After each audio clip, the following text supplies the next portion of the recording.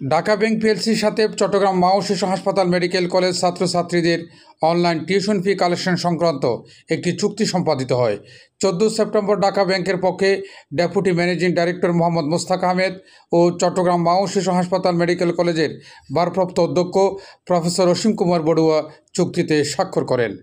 এই উপলক্ষে college lecture গ্যালারিতে মেডিকেল কলেজ ছাত্রছাত্রীদের নিয়ে তারুণ্যের উৎসব শীর্ষক ফিনান্সিয়াল লিটারেসি সংক্রান্ত একটি সচেতনতামূলক প্রোগ্রাম অনুষ্ঠিত হয়। অনুষ্ঠানে ছাত্রছাত্রীদের ডিজিটাল ব্যাংকিং সেবার মধ্যে নিয়ে আসার জন্য গুরুত্ব আরোপ করার পাশাপাশি আর্থিক সক্ষমতা অর্জনের বিষয়েও আলোচনা করা হয়। ছাত্রছাত্রীরা অ্যাপসের মাধ্যমে তাদের বেতন প্রদান ও বিভিন্ন লেনদেন করতে পারবে।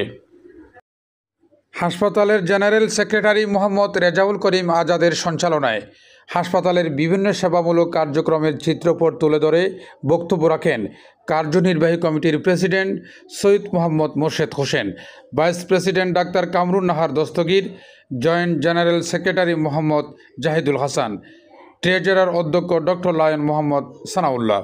এ সময় উপস্থিত ছিলেন হাসপাতালের পরিচালক প্রশাসন ডাক্তার মোহাম্মদ নুরুল হক, ল্যাব মেডিসিন বিভাগের পরিচালক প্রফেসর এএসএম মুস্তাক আহমেদ, পরিচালক মেডিকেল অ্যাফেয়ার্স ডাক্তার একেএম আশরাফুল করিম, উপপরিচালক প্রশাসন মোহাম্মদ মোশাররফ হোসেন, কমিউনিটি মেডিসিনের বিভাগীয় প্রধান প্রফেসর ডাক্তার মোহাম্মদ জালালউদ্দিন, ইএনটি বিভাগের বিভাগীয় প্রধান প্রফেসর ডাক্তার আব্দুল কায়েম চৌধুরী, চক্ষু বিভাগের বিভাগীয় প্রধান professor doctor Mozammel Haque শরীফি, professor Babul Osman ও প্রফেসর তাহেরা বেগম। সঞ্চয়ী সমৃদ্ধি আনে, এটা আমরা সবাই জানি।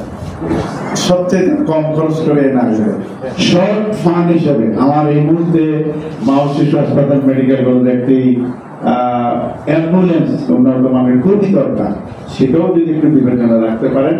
এবং প্রতি বছর এই ব্যাংক তার সিএসআর ফান্ড থেকে একটা নির্দিষ্ট কনসেপ্টে কোটি কোটি টাকা খরচ করেন।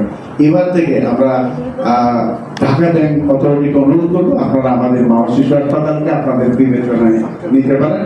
এটা হাসপাতাল, medical college, nursing institute, post graduate training institute, cancer institute, autism institute সহ আমরা এই কাজগুলো জনগণের সহযোগিতা চালিয়ে যাচ্ছি। পাশাপাশি উদ্দেশ্য হচ্ছে কোনো রোগী যেন টাকার অভাবে চিকিৎসা সেবাতে বঞ্চিত না হয়, এই উদ্যোগে আমরা কাজ করে যাচ্ছি। আমাদের এই উদ্যোগে সাড়া দিয়ে বাংলাদেশের বিভিন্ন ব্যাংক তাদের আমাদের এখানে আর্থিক সহায়তা করে। আমাদের ক্যান্সারের জন্য আরেকটা মেশিন প্রয়োজন, আমরা দেখে আসছেন। আমাদের একটা মেশিনে আমরা 50 জনের বেশি আমরা মানুষকে আমরা চিকিৎসা সেবা দিতে পারছি না। আমাদের অলরেডি পান কার্ডটা করা আছে, ওই মেশিনটার জন্য আনুমানিক 35 থেকে 40 কোটি টাকা প্রয়োজন। আমরা অবশ্যই একটা মার্জিন দিব, বাকিটা যদি আমরা আপনাদেরকে একটা দীর্ঘমেয়াদী কিস্তিতে আমাদেরকে একটা সুযোগ করে দেন, এবং আমরা চেষ্টা করব দ্বিতীয় মেশিনটা আপনাদের মাধ্যমে আমদানি করার জন্য। এবং আমরা আশা করব আপনাদের সিএসআর ফান্ড থেকে আমাদের এই যারা গরিব দুঃখী লোক আছে তাদেরকে সহায়তা করতে পারে মতো আমাদের একটা উল্লেখযোগ্য একটা অংশ আমাদের মাঝে রাখবেন। তরুণদের জন্য আর্থিক সাক্ষরতা ও ব্যাংকিং একটা সিএসআর ফান্ড থাকে, ওখান থেকে আপনারা যদি আমাদের এই হাসপাতালের এই হাসপাতালটা নিম্ন মধ্যবিত্তের, এই জিনিসটা মাথায় রেখে যদি ভবিষ্যতে আমাদের এই হাসপাতালের দিকে আপনারা সাহায্যের হাত সম্প্রসারিত করেন। ম্যাডামকে আশ্বস্ত করতে চাই যে ঢাকা ব্যাংকের এই সার্ভিসটা হবে না, আমরা বেটার সার্ভিস দেওয়ার চেষ্টা করবো। এই আমার বিশ্বাস এরকম কন্টিনিউশন থাকবে এবং এই হাসপাতালটা ওয়ান অফ দ্য বেস্ট হাসপাতাল হবে বাংলাদেশের ভিতরে।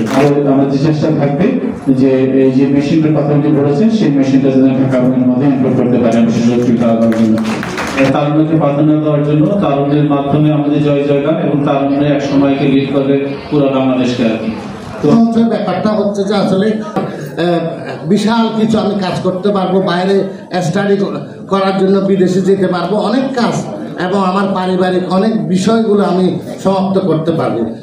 আমাদের শিক্ষার্থীরা প্রত্যেক মাসে এখন ওই কিউতে দাঁড়িয়ে বেতন দিতে হবে না, তোমাদের বেতনটা তোমাদের অ্যাপস থাকবে, ওই অ্যাপসের মাধ্যমে প্রত্যেক মাসের বেতনটা এটা নির্দিষ্ট মাসে বেতনটা পরিশোধ করতে হবে এবং এই বেতনটা পরিশোধের একটা ডেডলাইন থাকবে এবং কতগুলো নিয়মাবলী থাকবে, মেসেজ যাবে, ওই নির্দিষ্ট ডেডলাইনের পর যদি বেতন দেওয়া না হয় একটা ফাইন হবে।